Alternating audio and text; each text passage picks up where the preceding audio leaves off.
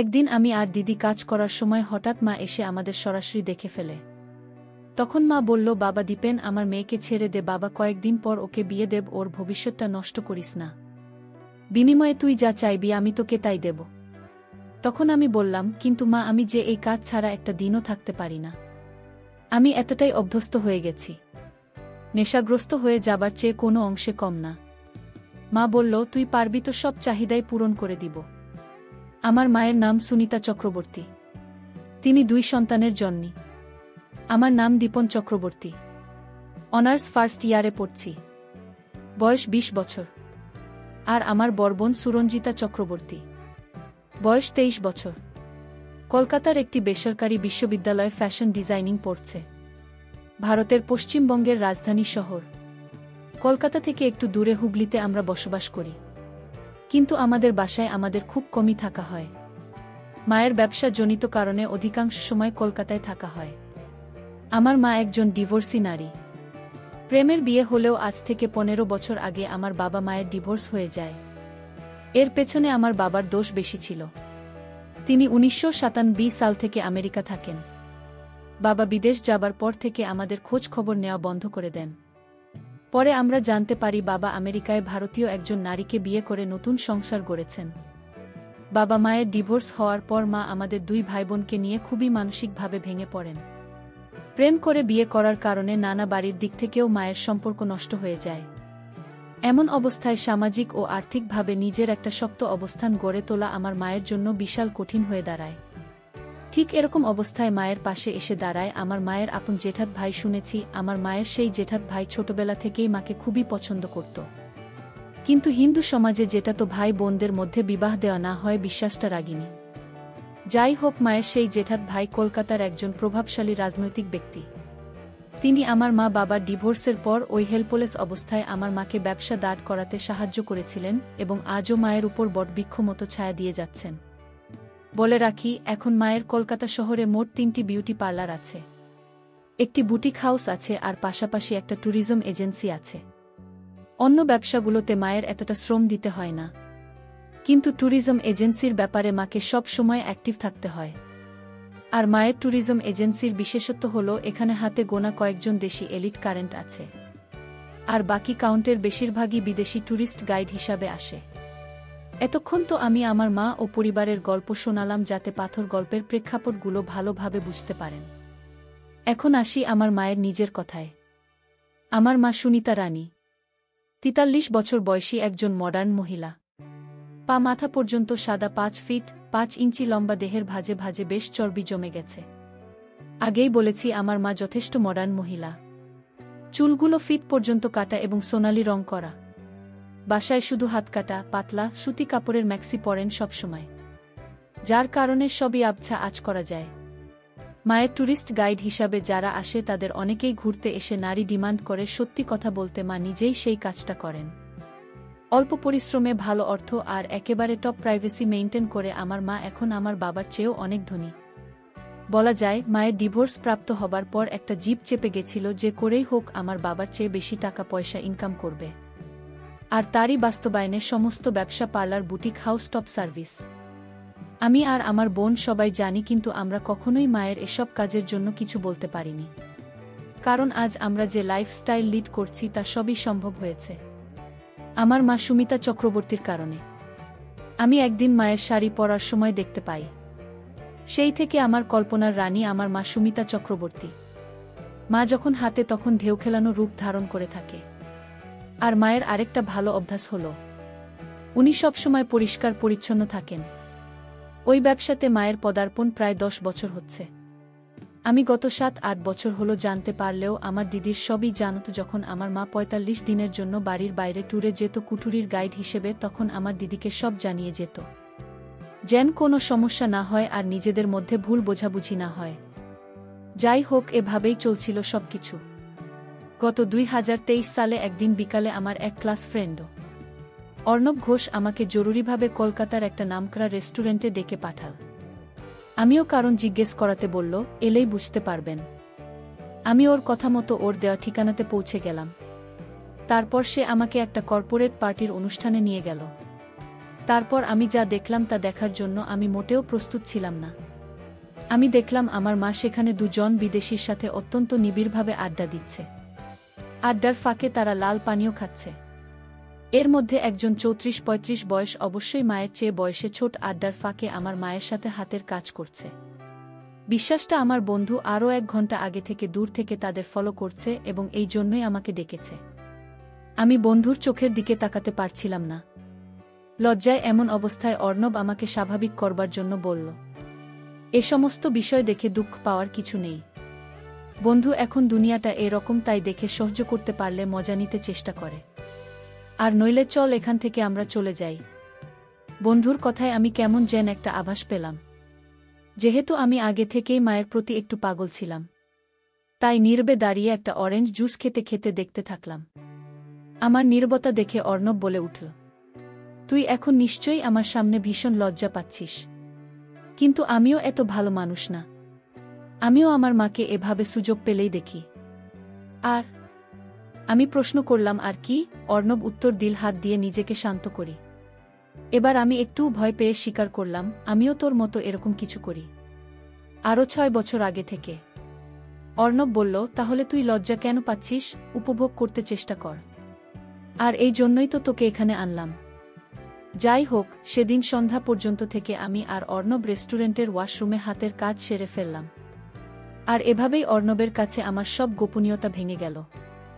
এরপর আমি বাসায় এসে দিদিকে আমার রুমে ডেকে এ ব্যাপারে কিছু বলতে দিদি আঁকতে স্বীকার করে নিল সে এ ব্যাপারে সবকিছু জানে অনেক আগে থেকেই।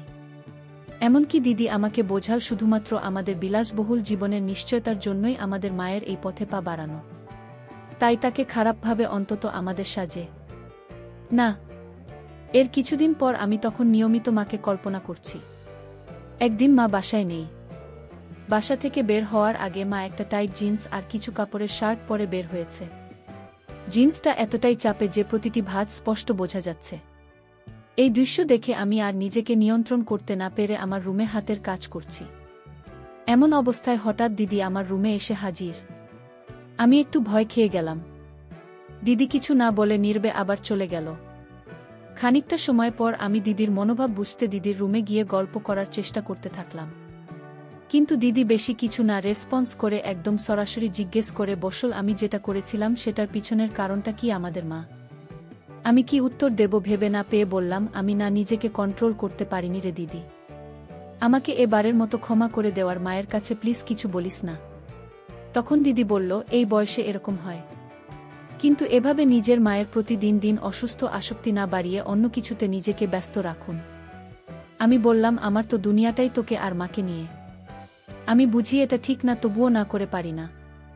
দিদি এবার সরাসরি বলে ফেল, দেখ আমাদের জন্যই আমাদের মা আজ এসব করছে, আর সেই আমরাই যদি তাকে অন্যদের মতো মনে করে থাকি তাহলে এই দুনিয়ায় আমাদের মায়ের মতো দুর্ভাগ্য দুঃখ আর কারও নেই।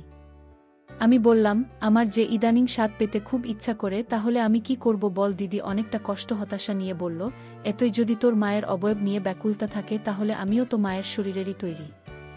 তুই আমার সাথে তোর স্বাদ মিটিয়ে নিস, তবুও মায়ের দিকেই নজরে আর তাকাবে না। কথাটা বলা মাত্রই দিদির চোখ দিয়ে অস্ত্র নামতে শুরু করল।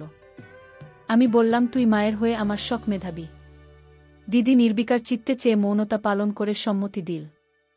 আমি দিদিকে বললাম, তাহলে প্লিজ আমাকে সাহায্য কর, আমি তো সব কথা রাখব। দিদি বলল, ঠিক আছে, কিন্তু ভুলেও যেন কোনো দিন টের না পায়। এভাবে টানা 7 মাস দিদির সাথে ওসব কাজ করে গেলাম। কিন্তু সত্যি বলতে আমার তখনও মায়ের দেহের প্রতি লালসা কাটেনি, যেন আরও দিন দিন বেড়েই চলেছে। কিন্তু আমি দিদিকে কিছু বুঝতে দেই না। মাঝে মাঝে অর্ণবের বাসায় গিয়ে দুজন ধোঁয়া সেবন করে আমার মাকে কল্পনা করে দুজন একসাথে ইচ্ছা পূরণ করতাম। যাই হোক, একদিন সন্ধ্যা রাতে মায়ের পার্টি আছে বলে মা বলে গেলেন, আজ রাতে মা ফিরবেন না, ভোরে বাসায় ফিরবেন। আমি আর দিদি সেই রাতের সদ্ব্যবহার করতে শুরু করলাম। কিন্তু বিধির কি লীলা খেলা, আচমকাই রাত 11টা নাগাদ বাড়ি ফিরে কলিং বেল না দিয়েই এক্সট্রা চাবি দিয়ে দরজা খুলে দেখেন আমি আর দিদি একেবারে ওই অবস্থায় ড্রয়িং রুমে টিভি দেখছি। এই অবস্থা দেখে মায়ের মাথায় যেন আকাশ ভেঙে পড়ল। তিনি কোনো কথা না বলে দ্রুত পায়ে তার রুমে চলে গেল, আর রুমের দরজার সারাতেও খুললেন না। আমি আর দিদি রাতভর মায়ের দরজায় বারবার কড়া নাড়তে নাড়তে ভোরবেলা মা দরজা খোলেন এবং শুধু দিদিকে ভেতরে ডাকলেন। সম্ভবত কিছু প্রশ্ন করলেন দিদিকে। এরপর দিদি কাঁদো কাঁদো নয় রুম থেকে বেরিয়ে আসতে মা আমাকে ডাকলেন। আমি ভীষণ নার্ভাস হয়ে পড়েছিলাম, কিন্তু মায়ের দৈহিক গঠন উপেক্ষা করা আমার জন্য অসম্ভব হয়েছিল। কারণ তখন না শুধু একটা পিঙ্ক রঙের পাতলা ম্যাক্সি পরিহিত। মা আর আমার কথোপকথন ঠিক এরকম ছিল। মাই দীপেন, দুই ভাই হয়ে বোনের সাথে সব কিভাবে করতে পারলেই আমি, মা আমাকে ক্ষমা করে দাও। আমি ভুল করেছি কি মা? ভুল করেছ নাকি করো নাই সেটা পরের কথা, কিন্তু আমার প্রশ্নটা হলো পৃথিবীতে কি আর কোনো নারী ছিল না? আমি, মা আসলে আমি এরকম কিছুই করতে চাইনি, কিন্তু আমার একজনকে ভালো লাগতো, আর তার সাথে দিদির অনেক মিল। তো আমার পছন্দের মানুষের সাথে এটা কখনো সম্ভব হতো না, বিধায় আমি দিদির মাঝে তাকে খুঁজে নিতে চেষ্টা করেছিলাম। আর এটাই আমার ভুল ছিল। মাকে, সেই ব্যক্তি যার জন্য তোমার দিদির মাঝে তাকে খুঁজে নিতে হলো, চুপ করে থেকো না। আমি উত্তর চাই, নইলে আমি বাড়ি ছেড়ে আজীবনের জন্য চলে যাব। আমি বলতে পারবো না তোমাকে কি মা একবারও ভেবে দেখনি তোমার দিদিকে নিয়ে আমার কত স্বপ্ন? ওর একটা ভবিষ্যৎ আছে, ওর বাকিটা জীবন পড়ে আছে। ওকে নিয়ে আমি কত স্বপ্ন দেখেছিলাম, একটা ভালো পরিবারে বিয়ে দেব, ওর জীবনটা গুছিয়ে দেব। তোমাদের এসব কর্মকাণ্ড বাইরের মানুষ জানতে পারলে বিষ খেয়ে মরা ছাড়া আমার আর কোনো উপায় থাকবে না। ঘিমা, আমি উত্তর চাই, দিবেন? আমাকে উত্তর দাও। আমি, মা আমাকে ক্ষমা করো। আমি আসলে তোমাকে ওর মাঝে খুঁজে নিতে চেয়েছিলাম। মা, মানে আমি তোমার রূপ সাজসজ্জা আমাকে বিমোহিত করে ফেলেছিল, যার প্রভাব দিদি টের পেয়ে নিজেকে আমার কাছে সঁপে দিয়েছে। তবুও যেন আমি এই পথে আর পা না বাড়াই। দিদির কোনো দোষ নেই মা, দোষ সব আমার। কি মা, কি তুমি আমার ছেলে দিবেন? তুমি কি বলছো বুঝছো? তুমি আমাকে আর 5টা মেয়ের সাথে গুলিয়ে ফেলেছ। আমি না তোমার জন্মদাত্রী মা, আমাকেও তুমি দৃষ্টিতে দেখো। আমার ভুল হয়ে গেছে মা, এবার ভগবানের দয়ায় নিজের বোনের ভবিষ্যতের কথা ভেবে এগুলো বন্ধ করো, নইলে ওকে বিয়ে দেওয়া মুশকিল হয়ে যাবে। তাহলে আমি এই অভ্যাস ত্যাগ করব কি করে মা? তুমি বলে দাও মা, কতদিন ধরে এসব কাজ করে চলেছ তোমরা? আমি প্রায় 6-7 মাস।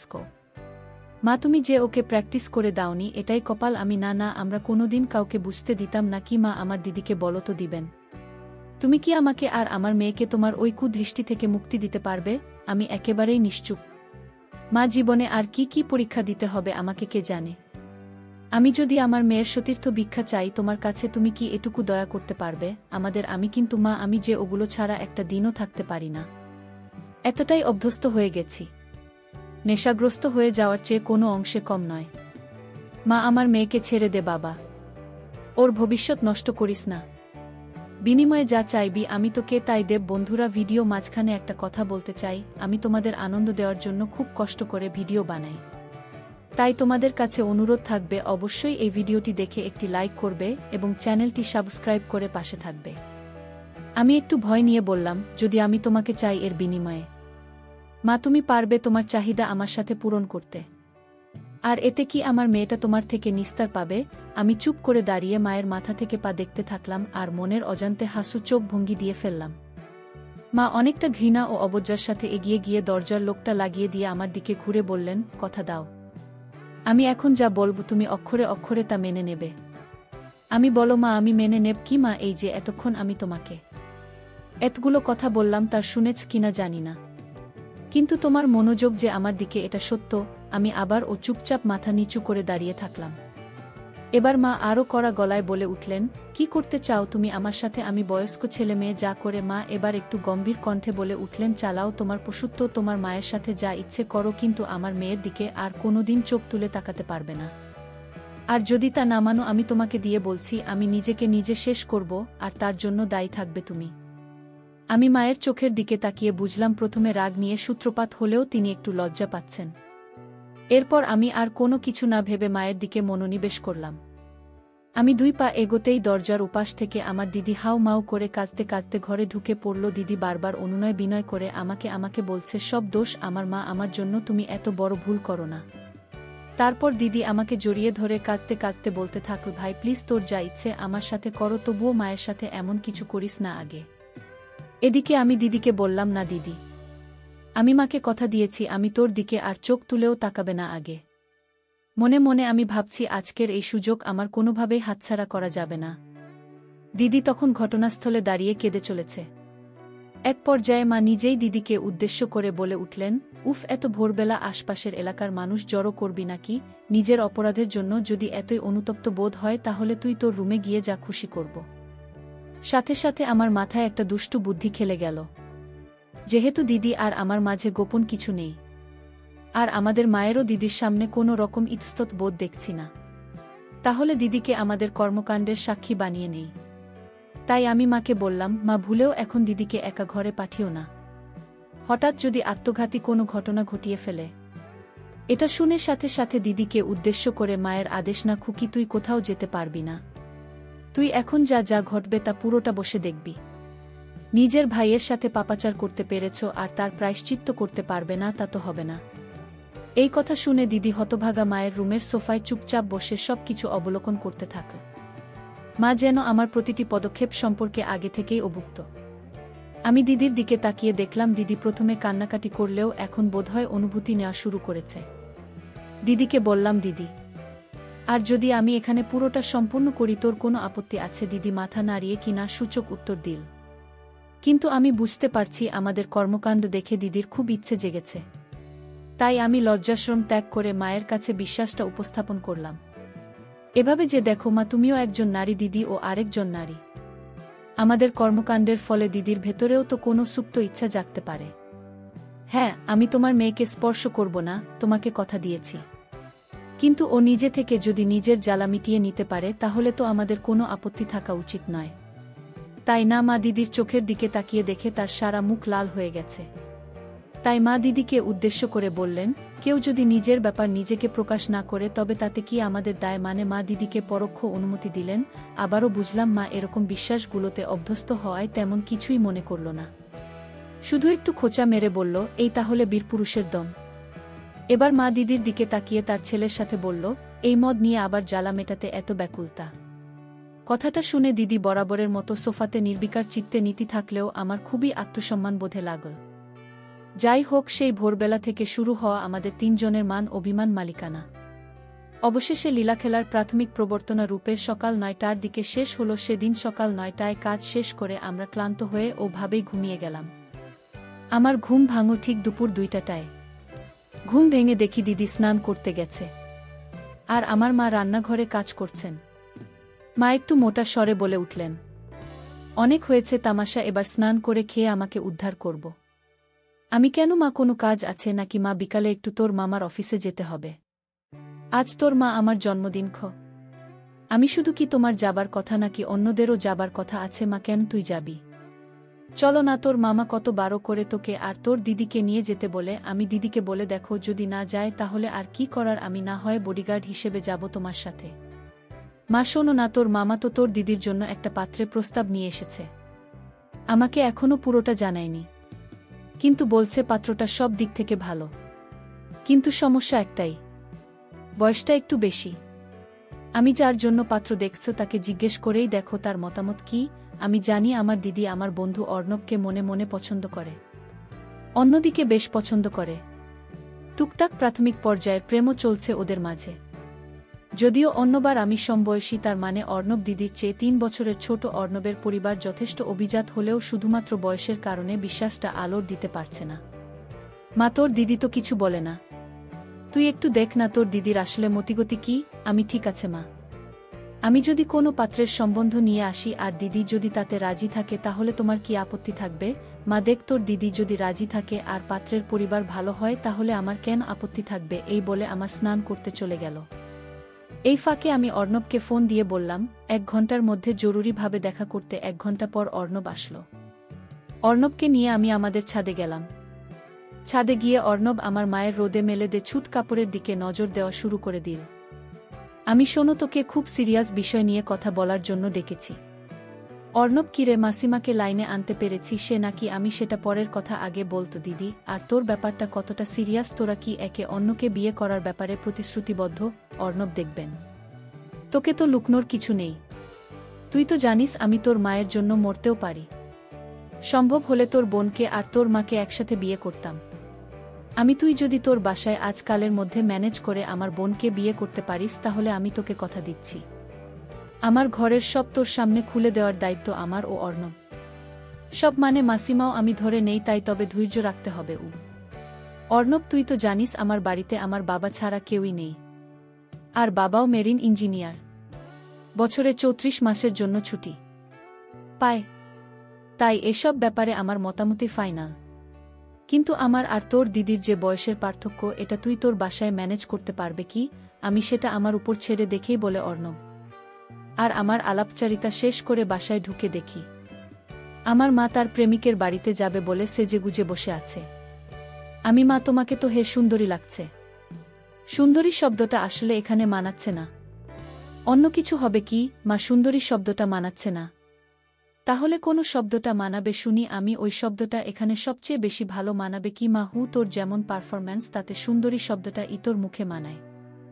আজ ভোরের বিশ্বাসটা ইঙ্গিত করে আমি, তা তোমার কাজের ওখানে তুমি আর দিদি তো যাচ্ছ নাকি মা? তোর দিদি নাকি পিরিয়ড হয়েছে, তাই তোকে যেতে হবে আমার সাথে গো। আমি, ঠিক আছে, কি আর করা, চলো তাহলে গাড়িতে উঠে। আমি মাকে বললাম দিদি নাকি বয়স্ক ছেলে বিয়ের জন্য পছন্দ নয়। দিদি চায় তার জামাই তার চেয়ে 23 বছরের ছোট হোক। এতে নাকি অনেক লম্বা সময় ধরে তারা উপভোগ করতে পারবে। আর ছেলেটার উপরেও দিদির একটা ডমিন্যান্স বজায় থাকবে। আসলে দিদির সাথে নতুন করে এই বিষয়ে আমার কোনো কথাই বলার প্রয়োজন হয়নি। কারণ আমি দিদি অর্ণবের প্রেমের বিশ্বাসটা একেবারে শুরু থেকেই জানি মা, তা না হয় ওর কথা মানলাম। কিন্তু এরকম বয়সের পার্থক্য এবং ভাল ফ্যামিলির ছেলে কোথায় পাবো আমি? মা, তুমি উভোজ দিলে আমি একজনের কথা বলতে পারি। মা, বল দেখি। আমি, আমার বন্ধু অর্ণবকে তো চেনো, ওর পরিবারের ব্যাপারেও আমাদের নতুন করে জানবার মতো কিছু কি আছে? আর দ্বিতীয়, দেখেছি অর্ণবকে বেশ পছন্দ করে কি মা? কিন্তু অর্ণবের বাবা কি মানবে? আমি, তোমার দিক থেকে কোনো আপত্তি না থাকলে আমি বিষয়টা নিয়ে সিরিয়াসলি খোঁজ নিয়ে দেখতে পারি। এরপর কেটে গেল 1 মাস। সেই 1 মাসে আমার মা সুমিতা চক্রবর্তী মাত্র 7 দিন বাড়িতে ছিল। বাকি দিনগুলো 2 জন জাপানি ক্লায়েন্টের সাথে কাটিয়ে বেশ ভালো টাকা কামিয়েছেন। আজ অর্ণব দিদির বিয়ে হলো। দুজনেই বেশ খুশি। অন্য একটু বেশি খুশি যেটা আমি শুধু জানি, আজ দিদিমার অর্ণবের ফুলসজ্জার রাত। এই সুযোগে আমিও মায়ের কাছে দাবি করেছি, দেখো মা, আমি আমার কথা রেখেছি।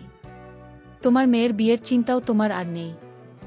এবার আমাকে তোমার সবটুকু মধু খেতে দিতে হবে গোমা। তাই বলে মেয়ের ফুলসজ্জার রাতেই মা ছেলের ফুলসজ্জা হবে। জামাই বাবা যদি কিছু টের পেয়ে যায় আমি, ওরা ওদের কাজ নিয়ে মশগুল থাকবে নাকি তোমার আমার ঘরে আড়ি পেতে বসে থাকবে? মা, আচ্ছা ঠিক আছে, রাতে তুই আমার ঘরে ঘুমাবে তাহলে। আমি, শুধু এটুকু তো হবে না। তুমি তোমার কাণ্ডের জন্য যেভাবে সাজসজ্জা করো, আজ তুমি আমার জন্য একইভাবে প্রস্তুত হয়ে থাকবে। এটা তোমাকে মানতেই হবে কি না? হায় ভগবান! আচ্ছা, যা মানলাম মহারাজের আর্জি। এবার খুশি তো। হঠাৎ রাত 2টার সময় পাশের রুম থেকে এখন দিদি ফোন দিল। ভাবতে ভাবতে আমরা নিজেদের কিছুটা সামলে নিলাম। তারপর ফোন কল ব্যাক করতেই আরেক কাহিনীর সূত্রপাত। ফোনের ও পাশ থেকে দিদির কান্না শুনে বুঝলাম কিছু একটা ঘটেছে।